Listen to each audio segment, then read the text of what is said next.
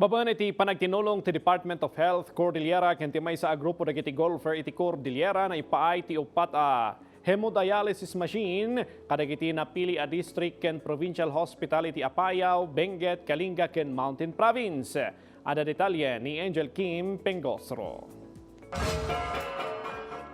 Kalpasan ti panakaisayangkat ti adung aktibidad tapno magatang ti hemodialysis machines, impaayon ti Cordillera Golfers Foundation Inc. kabinadang ti Department of Health ti upat a hemodialysis machines kadagiti district hospital iti Cordillera.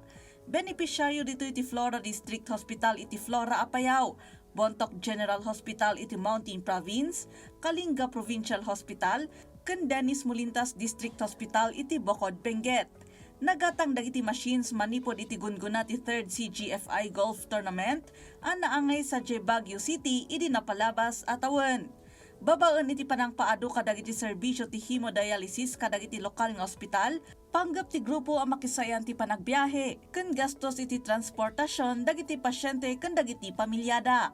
Manipod idi na idogiti tinawan a golf tournament, nasurok 2 million pesos ti inlasin ti CGFI kada taon para kadagiti civic missions da. So nandito po, it's stated here the specs of the machines, terms and conditions.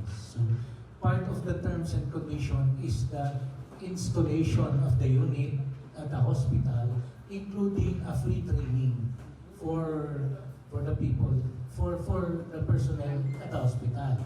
So based on my coordination with them, they can also do an actual, if there's a patient that can use it, they can do already an actual while the training is ongoing. May palagip nga iti 2024, nangilatang ti grupo iti 2.4 million pesos para iti panakaipasdag ti school buildings, iti Bontoc Mountain Province, Bugyas Benguet, ken Lamot Ifugao.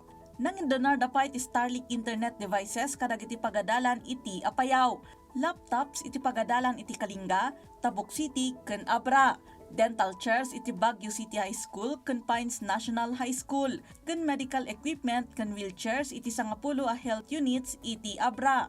Ken iti 2025, agtultuloy ti panakaipaida iti medical equipments kadagiti selected rural health units iti Intero a Cordillera.